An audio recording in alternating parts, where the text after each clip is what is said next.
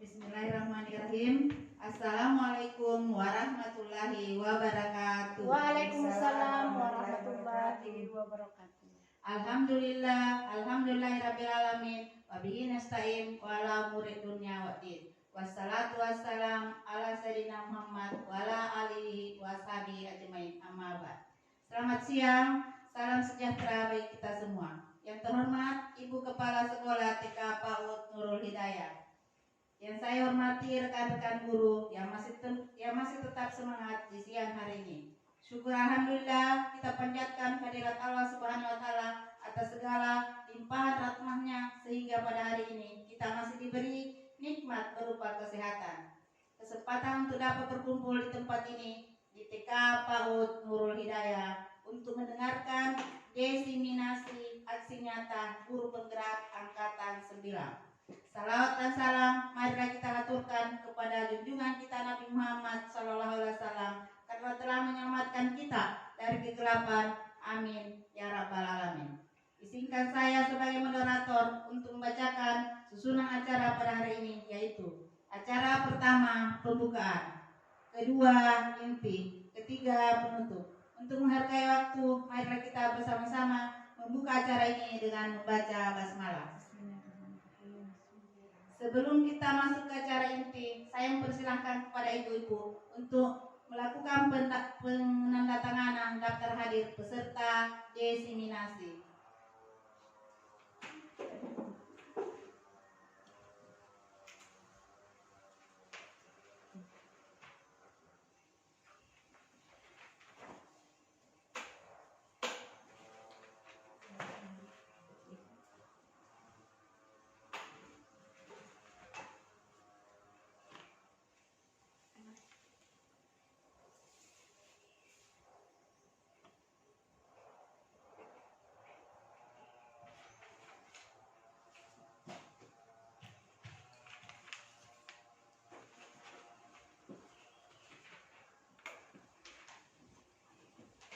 Acara kedua yaitu penyebaran pemahaman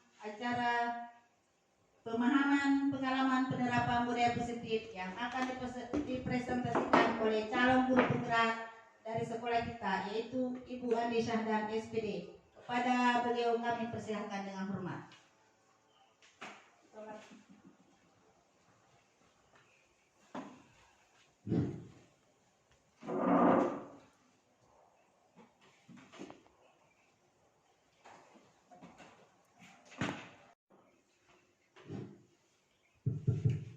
Assalamualaikum warahmatullahi wabarakatuh. Waalaikumsalam warahmatullahi wabarakatuh. Yang terhormat Ibu Kepala TK PAUD Nurul Hidayah Bengkaharu, yang saya hormati rekan-rekan guru hebat yang masih tetap semangat pada pagi hari ini, pada siang hari ini.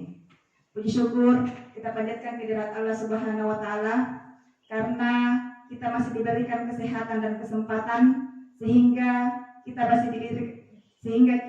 diberikan kesempatan untuk berkumpul di tempat ini.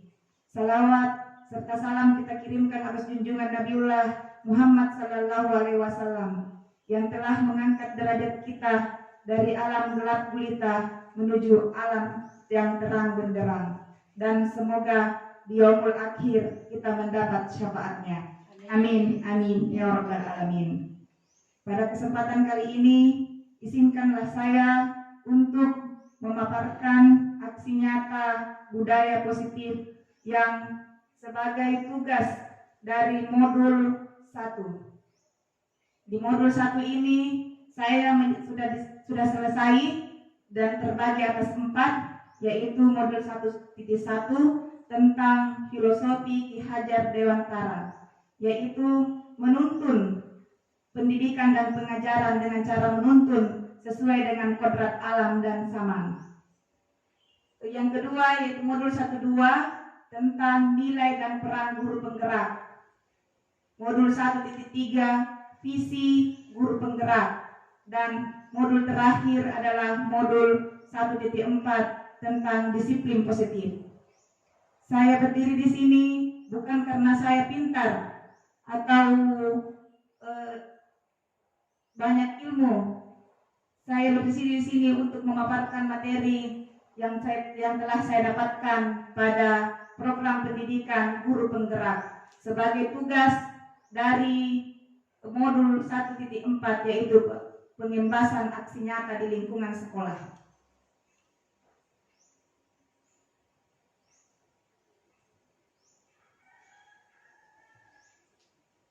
Berikut ini merupakan kegiatan diseminasi di sekolah mengenai pemahaman dan pengalaman budaya positif.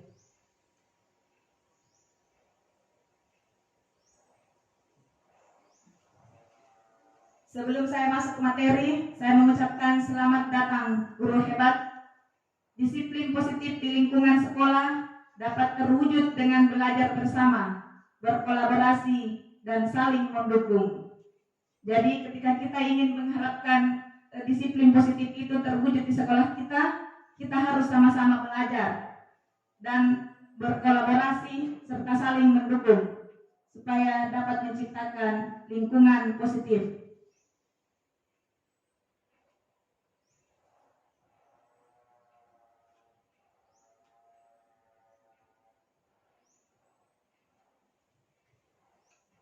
Dalam konsep utama modul 1.4 tentang budaya positif, ada 6 poin yang ingin saya paparkan pada kesempatan kali ini, yaitu yang pertama tentang perubahan paradigma belajar, yang kedua tentang disiplin positif dan nilai kebajikan universal, yang keempat kebutuhan dasar manusia, yang kelima motivasi belajar manusia. Selanjutnya, posisi kontrol restitusi dan keyakinan kelas serta segitiga restitusi.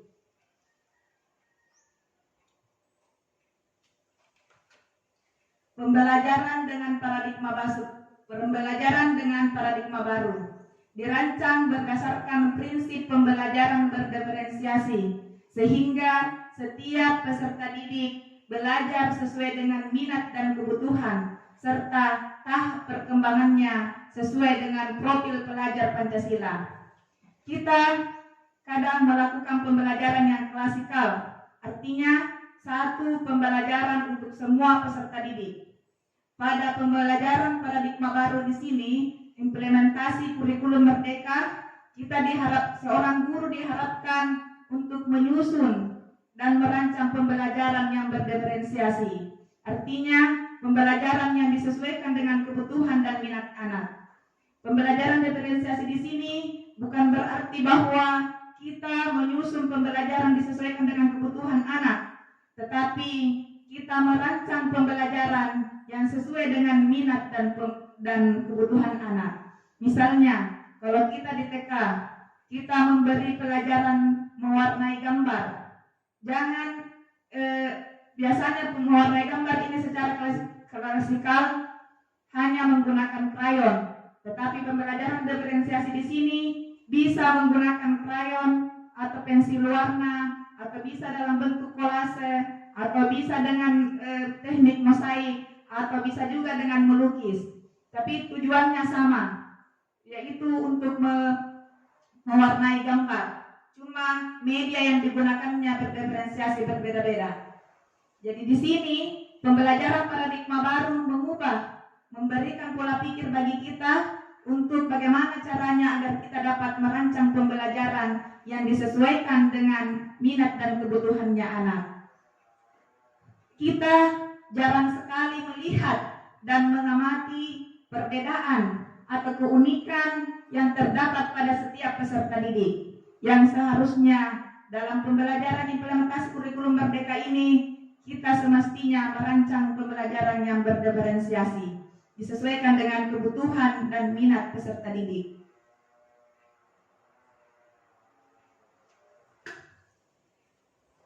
Perubahan paradigma kegiatan kepalan tangan. Di sini ada sebuah permainan yang bisa kita gunakan untuk memberikan posisi kontrol terhadap diri kita sendiri, yaitu ada dua antara A dan B, Anda dan teman Anda. Sobeklah secari kertas kecil, tulis benda atau sesuatu yang sangat berharga untuk Anda. Letakkan di salah satu tangan Anda. Mungkin Ibu bisa menuliskan di kertas sticky note apa yang menurut Anda sangat berharga untuk Anda. Tulis dan jangan dikasih lihat orang. Kamu yang tahu apa isinya kertas tak. Terus satu menulis, dua berpasangan. Satu orang yang menulis dan satu orang yang berusaha membuka dengan cara membujuk, mengancam, menghardik, merayu, menyuap, apa saja yang dapat membuka kepalan tangannya. Jadi apa yang mau ditulis, apa yang menurut sangat berharga menurut Anda, tulis baru digenggam bisa pakai tangan kanan atau tangan kiri. Terus ada seorang yang berusaha untuk membuka kepalan tangan Anda. Apakah Anda akan membuka atau tetap mengepal tangan Anda? Yang menurut Anda sangat berharga bisa dituliskan. Selanjutnya dikepal, bisa menggunakan tangan kanan atau tangan kiri. Siapa yang mau melakukan permainan ini?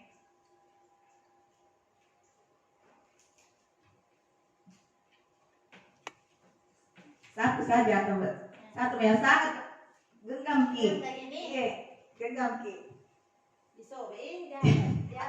jangan disobek, genggam digenggam itu pelunya di atas. A dan B, Anda dan teman Anda sobeklah secara kertas kan kecil gitu. Tuliskan benda atau sesuatu yang sangat berharga untuk Anda. Letakkan di salah satu tangan Anda dan salah satu orang yang berusaha untuk membuka. Kita ibu kayak tangannya pasti. Ibu bagaimana caranya supaya mau buka tangannya? Iya. Mau tidak buka atau tidak? Terserah kita mau kibujuki atau kiancam. Terima kasih atas kesempatan yang diberikan kepada kami. Baiklah, kami akan membujuk salah satu teman kami atas nama Bu Hasti. Jadi genggaman tangannya berisikan tulisan yang paling berharga pada dirinya. Terima kasih Bu Hasti. Bagaimana Bu Hasti? Apakah genggaman tangannya kuat sekali? Bisa dibuka Bu Hasti? Kenapa tidak bisa? Tidak mau dibuka? Ibu Hasti. Oke, dikasih belikan di Mas toh. Mau gak dibelikan pula-pula? Bisa membujuk, bisa menyuap, buka bisa. Jadi Bu Hasti, kalau kita buka Bu Hasti apa maunya? Mau gak dibelikan gerobak? Oh iya, kalau begitu kami akan memenuhi permintaan Ibu. Silakan dibuka. Alhamdulillah, genggaman tangannya sudah kami buka. Baiklah, kami akan bacakan. Kebetulan di sini isinya yang paling berharga pada dirinya teman kami Ibu Hasti, yaitu kesehatan, keluarga, dan kebahagiaannya. Di sini kita ambil keluarga yang paling bahagia. Ada 3 poin. Terima kasih. Terima kasih. Di sini saya ingin bertanya dulu ke Bu Hasti. Kenapa? Apa alasannya sehingga Anda bisa dengan mudah membuka kepalan tangan Anda, padahal ini merupakan sesuatu yang sangat berharga. Apa karena dapat bujukan atau dapat karena disuap gerokok atau apa? Kenapa ini? Dan disuap dengan gerobok.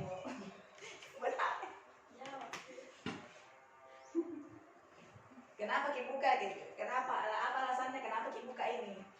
Karena dibujuk, setelah dibujuk dirayu, terus disuap dengan kerupuk dan gula-gula.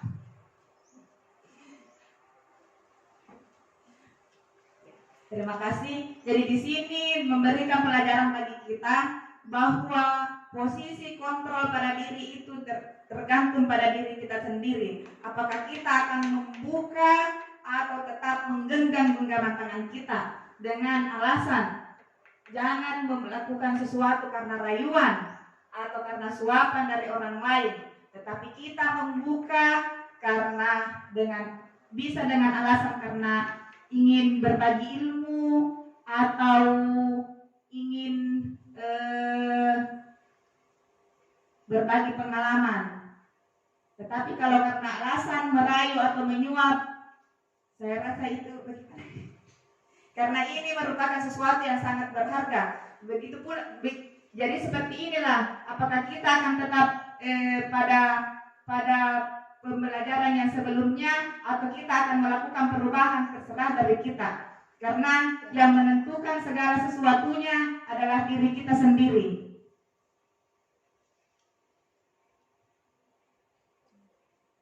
Tanpa ada pengaruh dari luar.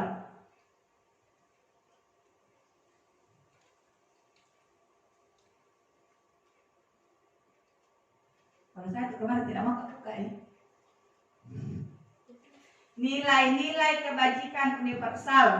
Nilai-nilai kebajikan adalah sifat-sifat positif manusia yang merupakan tujuan mulia yang ingin dicapai setiap individu. Nilai-nilai tersebut bersifat universal dan lintas bahasa, suku bangsa, agama maupun latar belakang. Setiap perilaku atau perbuatan memiliki tujuan. Ini menurut Dr. William Glasser pada bukunya yaitu berjudul Teori Kontrol pada tahun 1984. Selanjutnya, menurut Dian Gaston mengatakan bahwa dengan mengaitkan nilai-nilai kebajikan yang diyakini seseorang, maka motivasi intrinsiknya akan terbangun sehingga menggerakkan motivasi dari dalam untuk dapat mencapai tujuan mulia yang diinginkan. Selanjutnya, nilai-nilai kebajikan yang ingin dicapai oleh setiap anak Indonesia kita kenal dengan profil pelajar Pancasila yang beriman, bertakwa kepada Tuhan yang Maha Esa dan berakhlak mulia, mandiri, bernalar kritis, berkebinekaan global, bergotong royong, kreatif, dan nilai-nilai universal pembelajaran. Jadi pada profil pelajar Pancasila sini ada 6 nilai, ada 6 dimensi yang akan kita capai. Yaitu yang pertama, beriman dan bertakwa kepada Tuhan yang Maha Esa serta berakhlak mulia. Yang kedua, mandiri. Ketiga, bernalar kritis. Empat, berkebinekaan, bergotong royong, kreatif, dan nilai-nilai universal pembelajaran. Ya. Jadi pada profil pelajar Pancasila sini ada 6 nilai, ada 6 dimensi yang akan kita capai.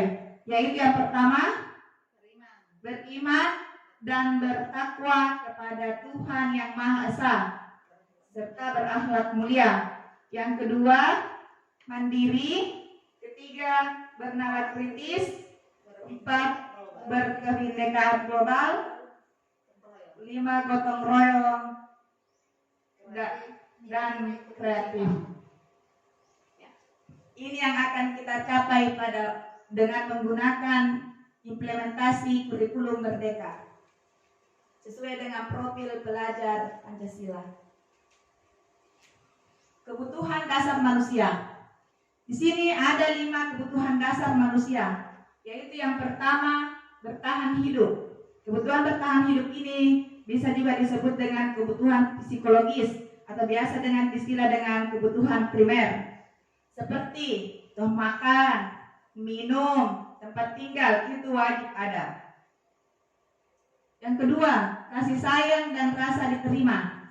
Ini juga sangat penting bagi kita. Kadang kita menjumpai anak-anak di kelas kita selalu berusaha, selalu melakukan yang menurut kita melakukan kesalahan.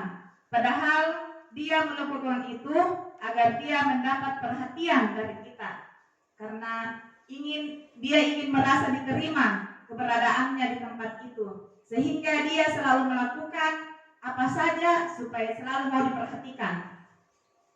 Penguasaan.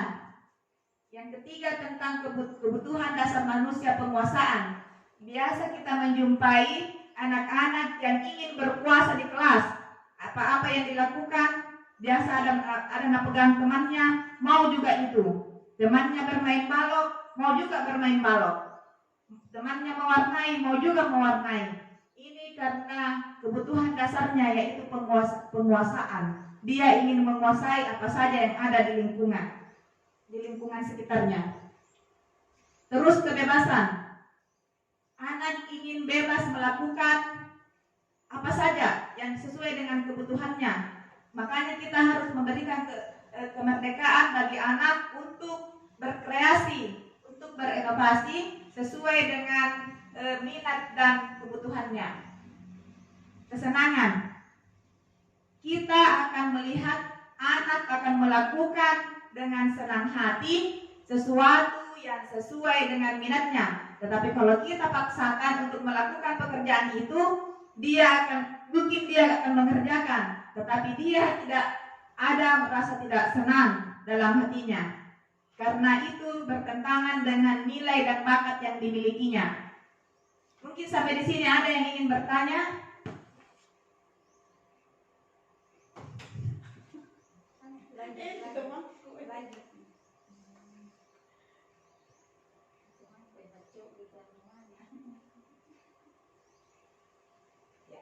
Selanjutnya, motivasi perilaku manusia.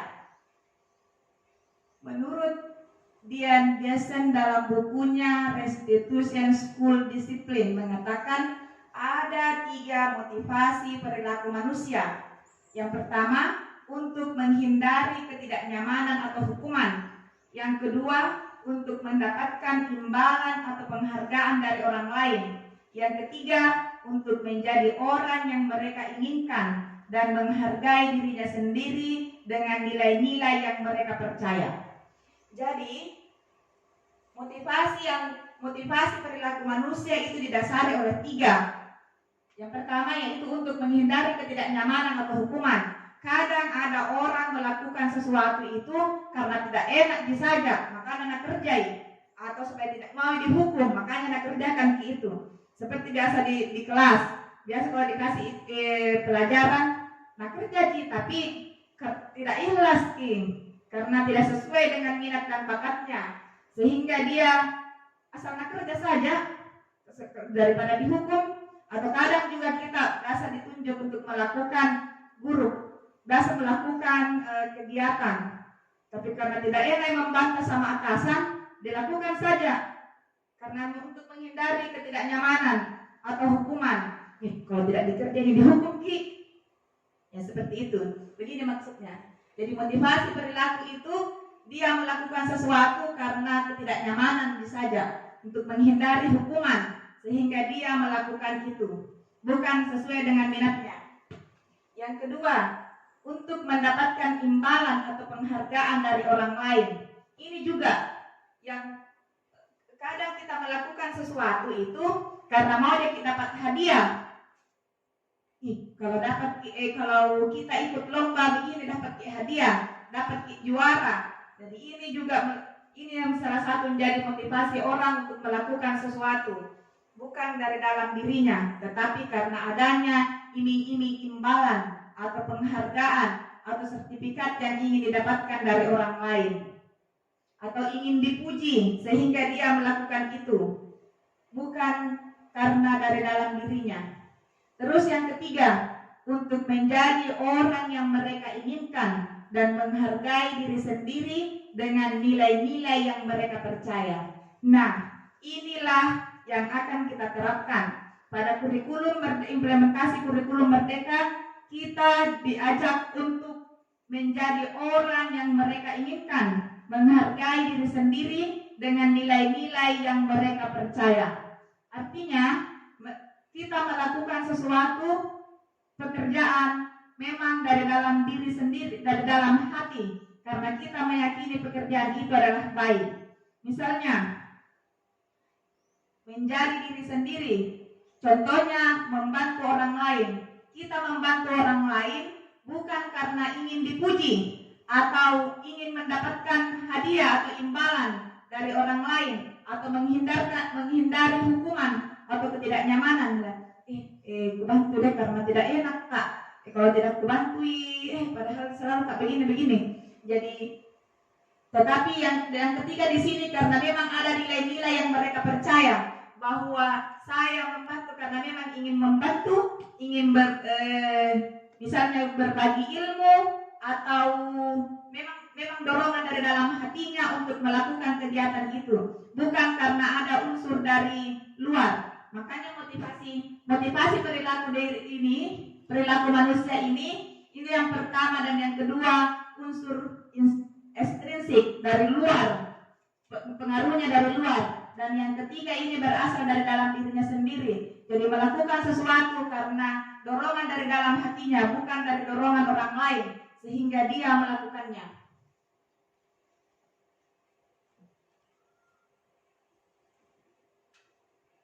Terus posisi selanjutnya, posisi kontrol restitusi. Menurut teori kontrol, Dr. William Glasser menyimpulkan bahwa ada 5 posisi kontrol yang diterapkan seorang guru, orang tua, ataupun atasan dalam melakukan kontrol.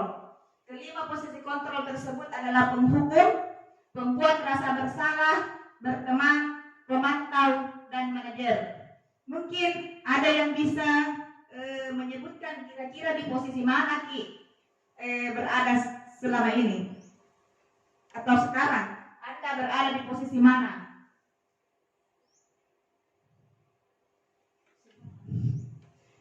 Jawab lagi saja yang mana? Yang mana kira-kira kita di posisi mana Ki? Penghukum kah? Atau pembuat rasa bersalah, berteman, pemantau, atau manajer? Di posisi mana Ki? Kira-kira posisi mana Ki?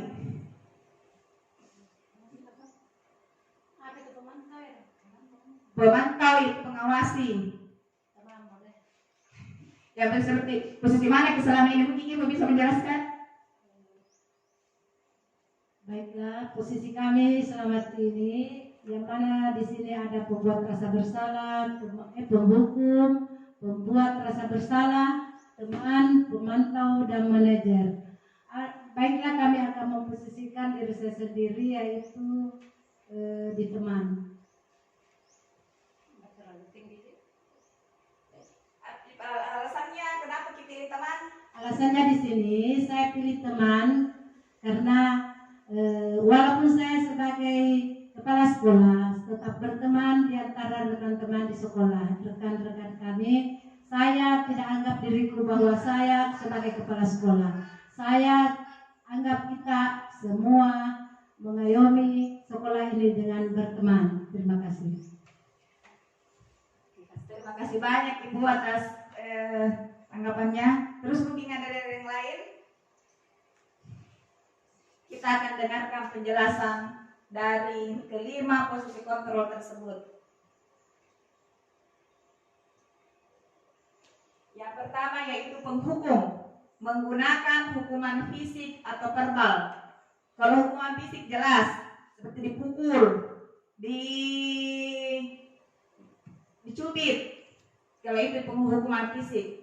Kalau hukuman verbal melalui ucapan, misalnya dengan menggunakan nada yang tinggi, awas ya, kalau kamu tidak melakukan ini, awas, tidak bisa pulang.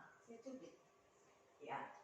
Ini menggunakan nada tinggi, mata melotot, jari menunjuk, awas, kalau kamu besok terlambat lagi, ibu guru akan hukum.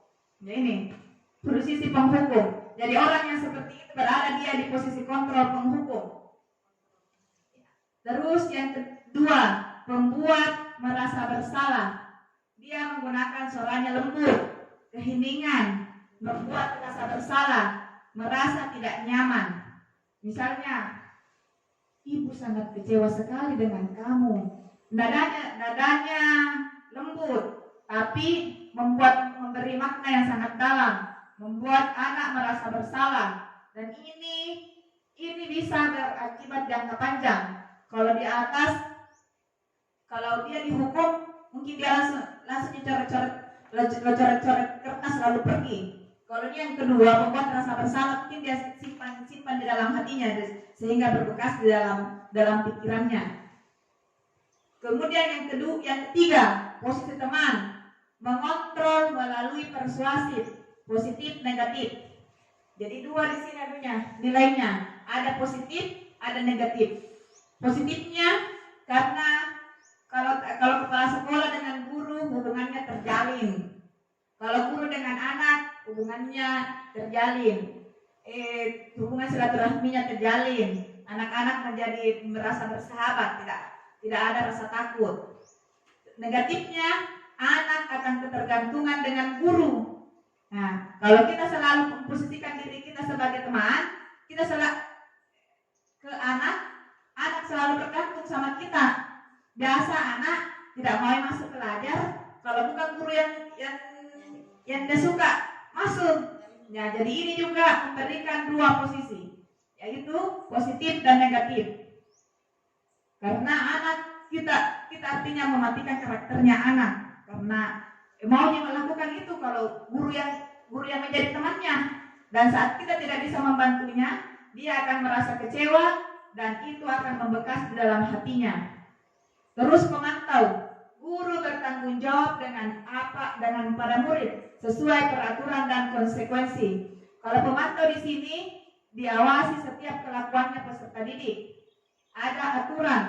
Ketika dia tidak berjalan sesuai aturan, maka dia akan mendapatkan hukuman atau konsekuensi dari apa perbuatan yang dia langgar. Yang kelima, manajer. Guru berbuat sesuatu bersama murid, mempersilahkan murid mempertanggungjawabkan perilakunya, mendukung murid dengan mencari solusi atas permasalahan yang terjadi.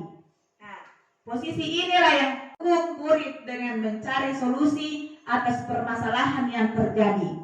Nah, posisi inilah yang akan kita terapkan pada implementasi kurikulum Merdeka. Posisi inilah yang akan kita ciptakan di lingkungan positif sekolah kita, yaitu posisi manajer, mengajak anak untuk berbuat sesuatu, mempersilahkan anak untuk mempertanggungjawabkan perilakunya, mendukung murid dengan mencari solusi atas permasalahannya sendiri. Misalnya, ada anak yang berkelahi di luar di halaman sekolah. Tiba-tiba kepala sekolah menghampiri anak tersebut. Kita tidak diarahkan. Kita bagaimana menuntunnya untuk bertanggung jawab atas tindakannya. Tetapi bukan kita yang salah kasih solusinya. Dia sendiri yang menemukan solusinya. Karena kalau kita kasih solusi, dia tidak ada rasa bertanggung jawab dalam dirinya. Jadi di sini posisi manajer di sini, anak sendiri yang disuruh mencari solusinya. Apa kita cuma mengarahkan begini solusinya. Ketika berkelahi dan ketika anak tersebut berkelahi misalnya, terus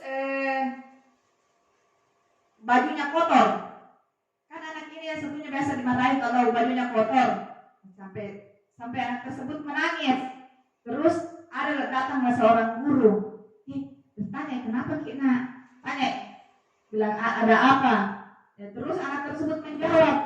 Jadi kita kalau bajunya kotor, kira-kira dia apa ya supaya bersih kembali?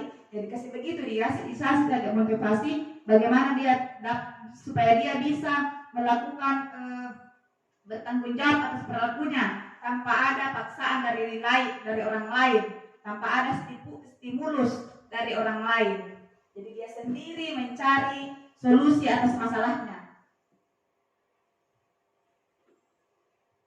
Terus pertanyaan pemantik sudah tadi. Ya. Pertanyaan peta pemantik dari kelima posisi kontrol restitusi, manakah yang pernah Anda lakukan dan bagaimana perasaan Anda saat itu? Apa yang akan Anda lakukan setelah tahu? Sini tadi. Jadi setelah saya jelaskan tadi, setelah kita mengetahui tentang posisi kontrol, apa yang akan Anda lakukan? Apa Anda akan berada di posisi yang mana?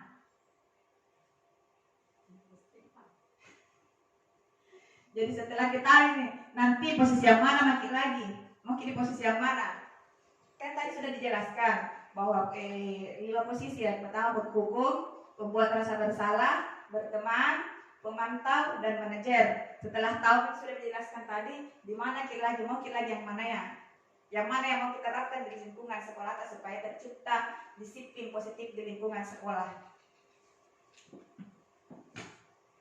Yang mana bagus menurut tak diterapkan? Itu yang 5 tadi. Manajer. Posisi manajer, betul. Ya, jadi kita akan mencoba Itu menerapkan. yang kita inginkan, semoga kita bisa terapkan. Amin ya. Semoga kita bisa terapkan posisi manajer. Ya. Itu supaya kita bisa memanajer diri sendiri. Ya. Terlambat jangan itu terlambat ya. Dari 2 menit jam 12.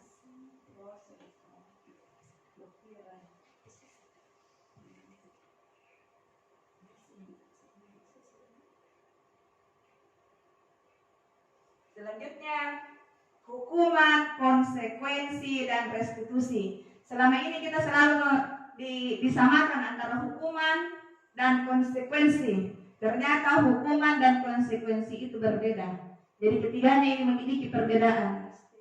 Hukuman, konsekuensi, dan restitusi. Mungkin bisa dibaca? Jadi baca aja.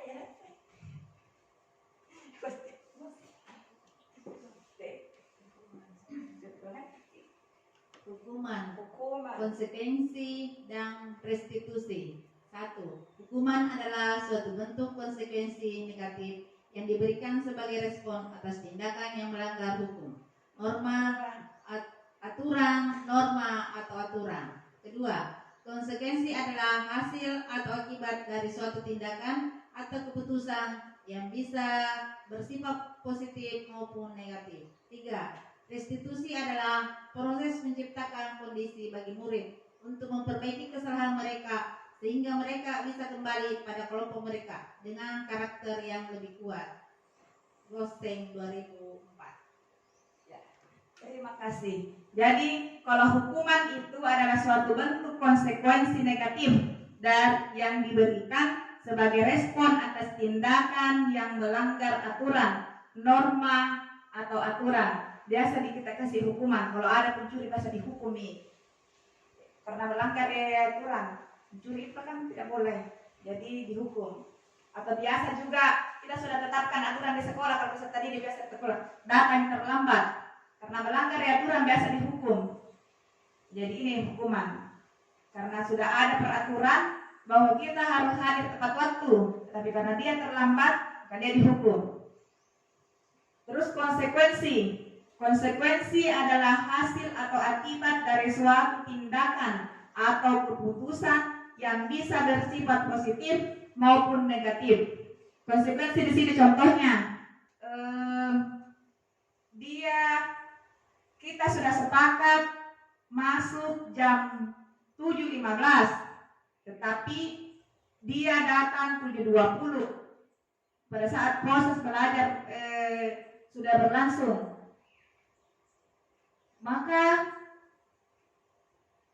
di sini perbedaannya hukuman dengan konsekuensi. Kalau hukuman itu sesuai dengan peraturan, kalau konsekuensi itu misalnya dia dihukum berlari pada pelajaran fisik motorik, berarti itu termasuk konsekuensi. Tetapi kalau pelajaran nilai agama dan moral, dan dia dihukum hukuman fisik, berarti itu termasuk dalam hukuman karena tidak sejalan antara kegiatan yang sedang dilakukan, sedang berlangsung dengan proses hukuman yang dilakukan.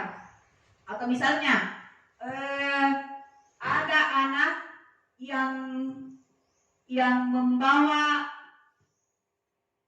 atau misalnya ada anak yang mana kira-kira ada contohnya di sini? Kira-kira menurut yang mana kira-kira itu yang termasuk contoh konsekuensi? Atau dia terlambat, terus dia dikasih hukuman menulis sampai 10 baris ke bawah, saya tidak mau terlambat lagi. Itu termasuk hukuman karena dia diberi tugas menulis, padahal pada kegiatan fisik, misalnya fisik motorik kasar, tapi dia diberi tugas untuk menulis. Jadi itu tidak nyambung antara hukumannya dengan kegiatan yang sedang dilakukan, kecuali kalau kita pada saat kegiatan fisik motorik kasar dan dia melakukan kesalahan dan kita misalnya diminta dia untuk melompat, itu termasuk konsekuensi karena nyambung nih saat itu kegiatan fisik motorik kasar dan hukumannya juga termasuk hukuman kegiatan melompat. Jadi itu termasuk dalam kategori konsekuensi.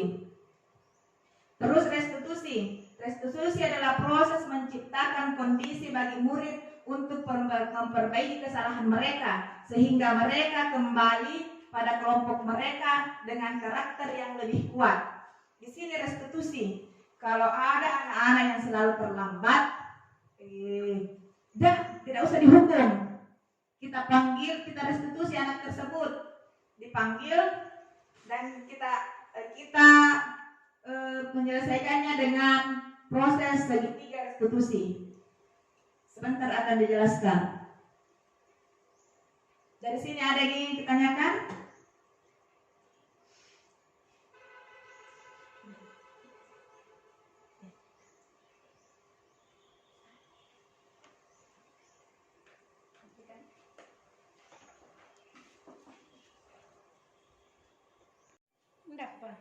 Selanjutnya dihukum oleh penghargaan.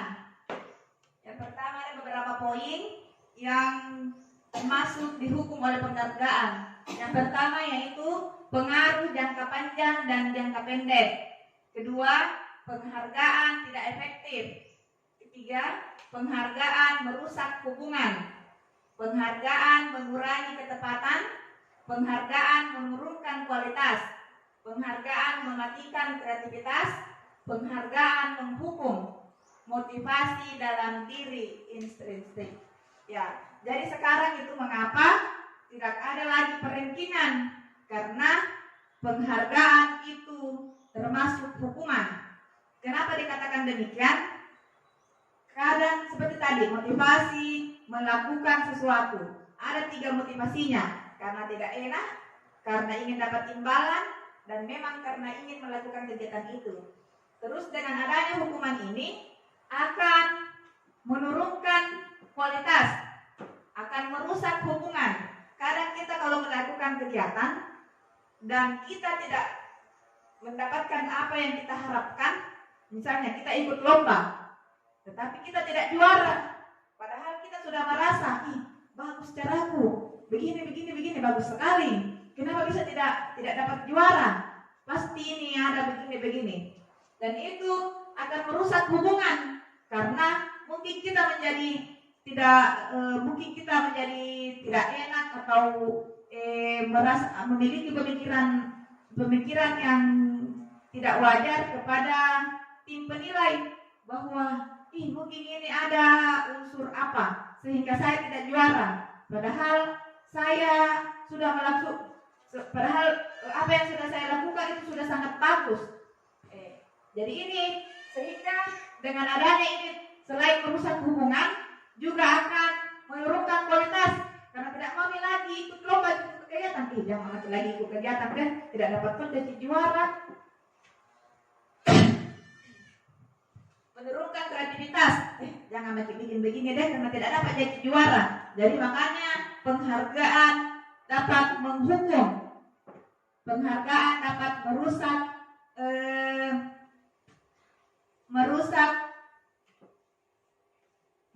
karakter yang ada pada diri anak. Yang bagus kita lakukan adalah motivasi dari dalam diri atau motivasi intrinsik, yaitu kita melakukan sesuatu karena memang mau kita lakukan itu pekerjaan. Misalnya kita menghias, misalnya kita mau membuat prakarya, kita melakukan itu bukan karena mau dipuji atau mau tidak enak sama kepala sekolah, makanya kita membuat karya, tetapi kita melakukan itu karena memang mau berkarya. Jadi ini motivasi dari dalam diri. Kalau yang dari atasnya itu motivasi dari luar, sehingga kalau motivasi dari luar itu dapat akibatnya tidak terasa di dalam hati. Berbeda dengan motivasi yang dari dalam diri sendiri, akan memiliki nilai tersendiri karena dorongannya memang dari dalam.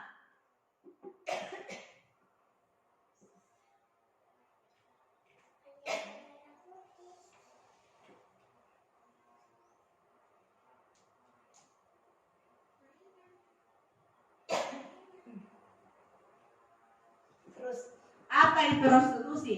Restitusi adalah proses menciptakan kondisi bagi murid untuk memperbaiki kesalahan mereka sehingga mereka bisa kembali pada kelompok mereka dengan karakter yang lebih kuat. Restitusi juga merupakan proses kolaboratif yang mengajarkan murid untuk mencari solusi untuk masalah mereka dan membantu murid berpikir tentang orang seperti apa yang mereka ingin mereka dulu mencapai tujuan mulia dan bagaimana mereka harus memperlakukan orang lain.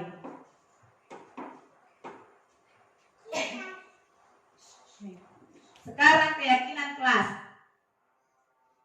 Keyakinan kelas adalah salah satu bentuk disiplin positif dalam membangun budaya positif di sekolah. Dengan adanya keyakinan kelas, setiap kelas diharapkan dapat mewujudkan tujuan pendidikan yang berorientasi pada profil pelajar Pancasila. Nah, di sini perbedaan antara peraturan dengan keyakinan kelas. Kalau peraturan itu berdasarkan unsur intrinsik dari luar, orang yang membuat aturan. Kalau keyakinan kelas ini, aturan itu dibuat secara bersama-sama yang sesuai dengan keyakinan, sesuai dengan apa yang kita yakini, sehingga kita akan berusaha bertanggung jawab terhadap apa yang sudah kita sepakati. Makanya keyakinan kelas ini berdasarkan dari unsur intrinsik dari dalam diri sendiri, tidak ada paksaan dari orang lain dan sifatnya sesuai dengan keyakinan yang dimiliki. Kalau peraturan, yaitu sifatnya dari luar, akan ada salah satu pihak yang merasa tidak tersakiti.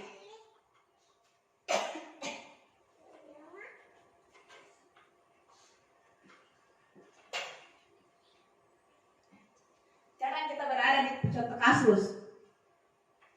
Pertanyaannya di sini, apa yang akan Anda lakukan terhadap peserta didik yang suka terlambat? Kasus yang kedua, bagaimana tindakan Anda terhadap peserta didik yang suka mengganggu? Mungkin Ibu bisa menjelaskan apa yang akan Anda lakukan dengan menerapkan proses restitusi untuk menghadapi anak yang suka terlambat.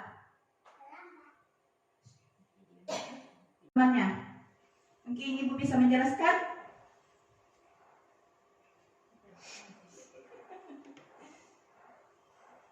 Kira-kira apa yang akan kita lakukan ketika ada anak-anak yang selalu terlambat?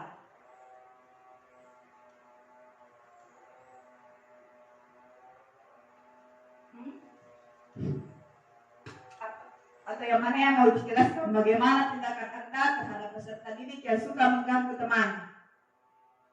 Kira-kira kalau ada anak-anak suka mengganggu teman, kira-kira apa ini? Supaya tidak ada ganggu temannya. Bilang apa saja? Dipuji, dia apa lagi? Dipelece, dia apa lagi? Ya, dia apa lagi? Kira-kira dia apa itu? Kita kalau ada menangis, dia apa sekalian nih? Dirayu, dia apa lagi? Diberikan ngerokok. Sampai mana suka tangannya? Jadi kalau ada yang melakukan, kalau ada contoh kasus seperti ini, kita selesaikan dengan cara segitiga restitusi. Kita ajak anak-anak duduk diajak bercerita tentang kenapa dia melakukan kegiatan itu, kenapa dia melakukan tindakan itu. Diajak bercerita, jangan sedikit-sedikit menghukum. Dia bilang itu, kalau selalu kita menghukum, ganti yang seragam enggak. Jadi kita itu sebagai pendidik, sebagai pendidik. Kalau tukang lukis itu, pelukis itu tahu apa yang harus, keterampilan apa yang harus dimiliki agar bisa melukis. Misalnya dia tahu. Jadi kalau petani juga tahu apa yang dia harus miliki sehingga dia bisa menghasilkan hasil yang sesuai dengan harapannya. Jadi kita juga guru harus tahu apa yang kita lakukan, bagaimana kegiatan yang akan kita rancang, sehingga apa yang kita harapkan pada peserta didik dapat berhasil sesuai dengan apa yang kita harapkan. Kalau kita selalu menghukum, bukan itu berbeda dari tidak sesuai dengan tugas kita sebagai pendidik.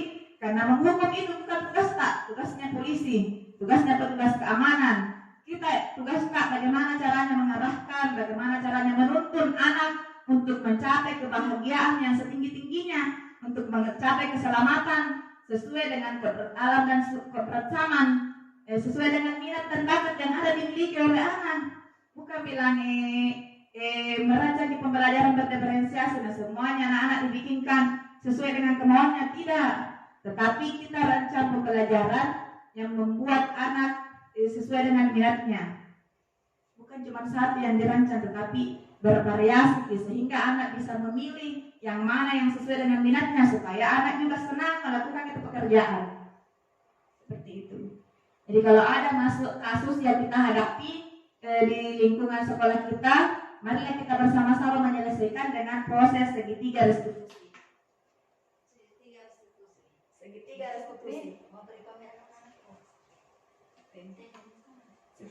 Terus budaya positif.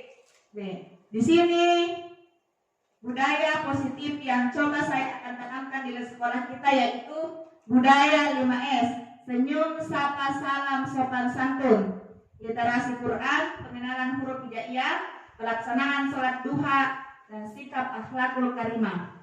Tujuannya yaitu menanamkan nilai agama dan moral pada diri anak sejak dini sebagai bentuk pembiasaan yang dilakukan setiap hari, baik di lingkungan kelas maupun di lingkungan sekolah.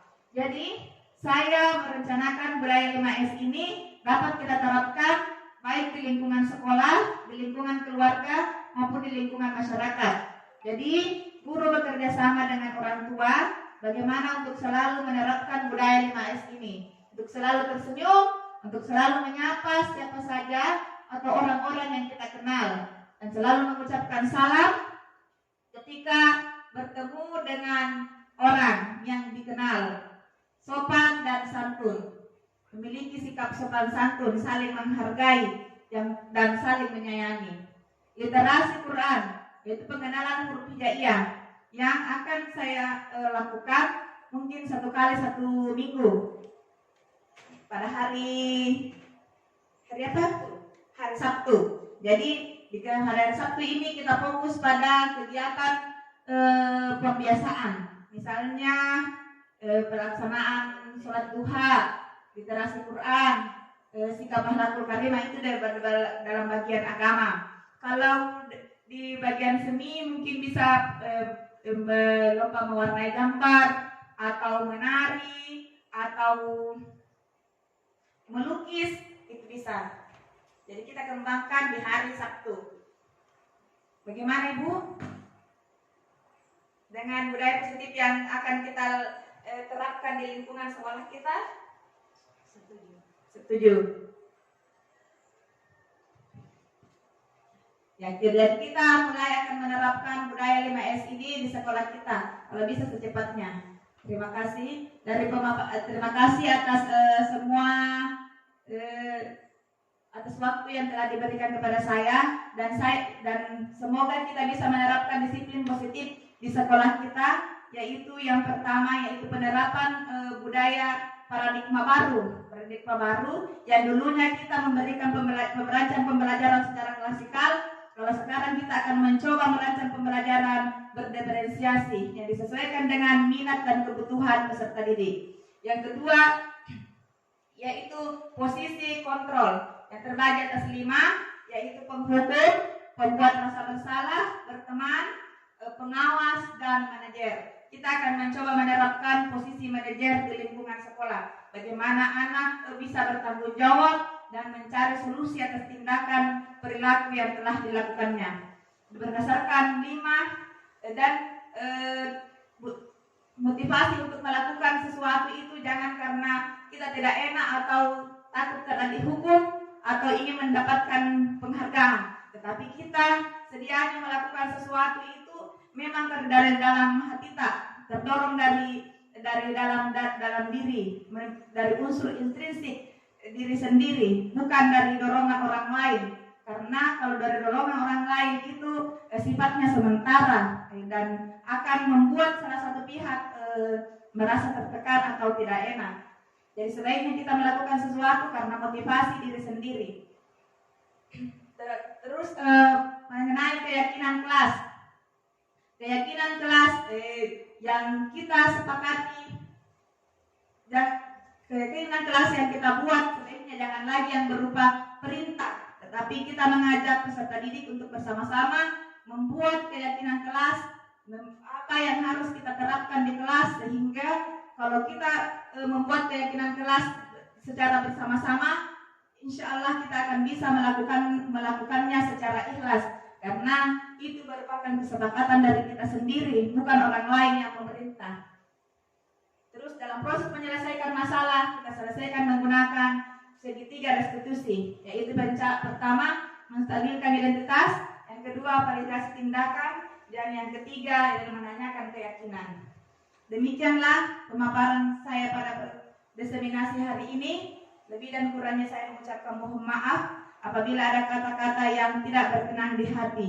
Dan saya ucapkan banyak terima kasih kepada ibu-ibu yang telah meluangkan waktu untuk tinggal mendengarkan paparan yang saya lakukan sebagai tugas dari modul 1.4 aksi nyata budaya positif yang insya Allah akan saya terapkan di lingkungan sekolah kita TK PAUD Nurul Hidayah Desa Batuharu.